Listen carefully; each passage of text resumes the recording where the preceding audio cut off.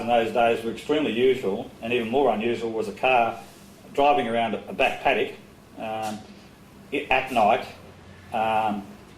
in conditions where today it would have been fairly adventurous for a four-wheel drive to drive around. And here it was sort of kind of, if you're not familiar with UFO stories, etc., there's a sort of a genre of stories that are called Men in Black kind of stories, and this seemed to kind of slot into that kind of category very vividly. So it was a really interesting time. But this fellow Cecil had no real awareness of UFO law or anything like that, so this story seemed to be coming across as a real story that he could remember. In fact, there were elements of the story that he wouldn't tell me about because he was concerned about telling me things that he was unsure of. And he said, well, basically when I die, I'll write it all down for you, and when I'm dead, you can read the rest of the story so that you don't have to come picking at me and trying to pull me to pieces about it.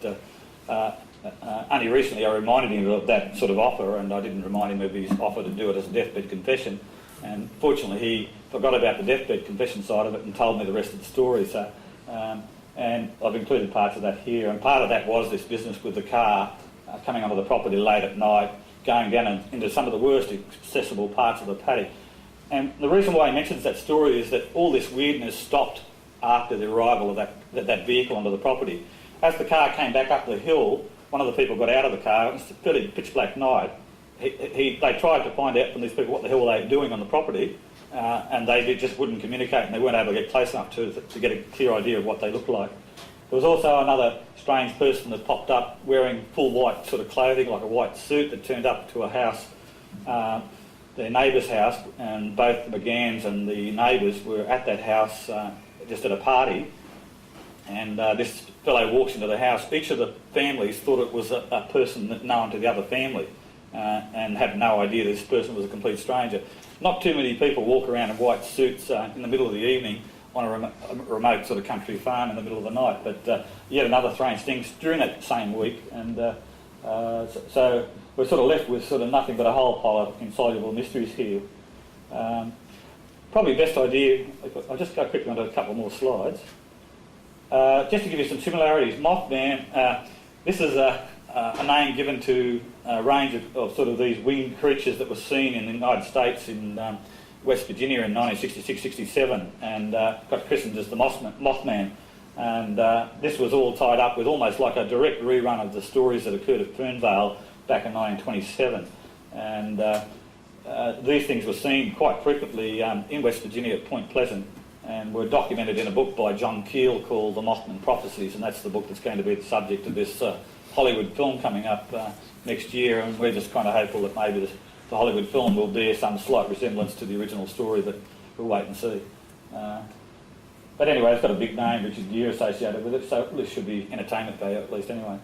The little critter on the right-hand side there was a drawing that a woman did at the Narrabeen Lakes here in 1968, which she saw with a friend as she was driving past Narrabeen Lakes. This little critter come waddling out of the lake edge, etc., and it was seen on a number of occasions since then, up to about 1971, 72.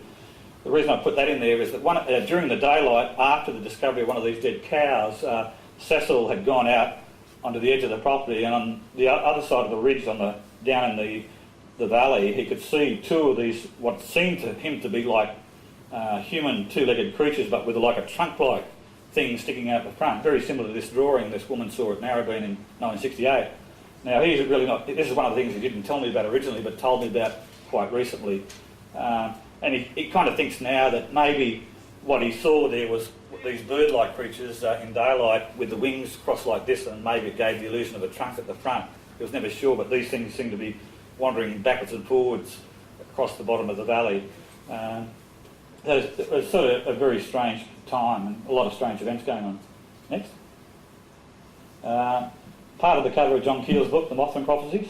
It's a great read. If you don't believe in UFOs, etc., but want a good read, this is one of the best books you can read. It's a real gothic kind of thriller kind of story. It's a good fun read.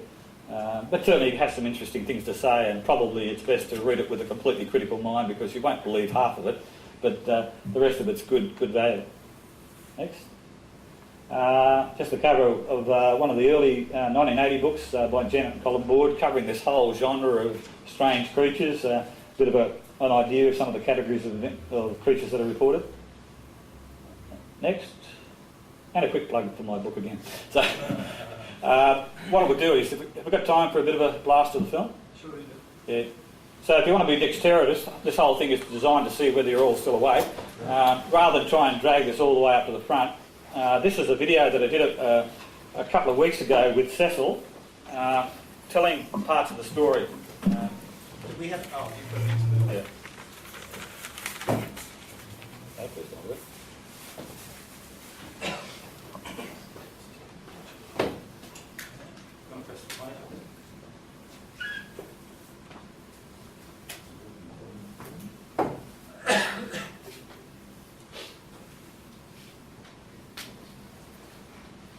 And the technology hoodoo struck today. Yeah, that's it. Yeah. Okay. There we go. Oh yeah, before we get into that, I thought I'd just show you something around town on the way back to Queensland, on the side of the road at Woodlawn. Daylight sighting. Even got him on video. It's a hoax. That's not a hoax. That's sitting on the side of the Pacific Highway, Woodburn, part of a local art gallery. It's funny, we've got a lot of reports just from that one spot. It looks like someone I know. When I was driving past, I actually took a double take when I saw that. I thought, Whoa! if it moves, I'll go back. But I worked out pretty quickly. Yeah, Not quite right. I don't know what it's selling for, but he's obviously got a price on it. I had to stop there and ask him. Proper gallery for those who are interested. Yeah.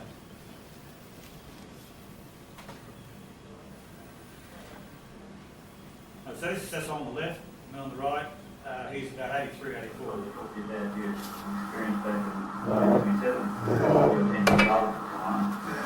Can you just describe him first of all in Valley area and I guess the situation with them here was sort of Well, we were share farmers and we had a good family. that area of Fernvale around That Woodlawn was all share farmers. yeah, mainly sort of dairy farming. Dairy farming, yes. Yeah, we used to, we had a pretty poor existence. Yeah. We had to turn 10 or 11 people sent out to work Right? for 10 shillings a week. Yeah. Yeah. So you had a pretty large family, but most of the family were, most of the children were away, I think. All right. See, when this happened, Yeah. there was only myself and two younger sisters and my man. Yeah, that would have been Dorothy And Jean. Jean, right. So it would have been mother and father and the three of you. Yes, that's right. And this kicked off, I guess, well, there were a lot of sort of seeing this strange white period. Well, I've forgotten to turn my crippled brother with us. Yeah, like, Yeah, we had gone over to the neighbours, Watson's. We'd gone over there and we were coming home in the middle of the night. And this thing came over from the southwest over a bit of a mountain there. Came over and came up, and when it got above us, it lit up. It's been lit up there. It lit up. And then it moved to the south, northeast. Moved to the northeast. There's a lot of here about the major UFO landing, and I'll just rush it through where he starts to describe the big birds.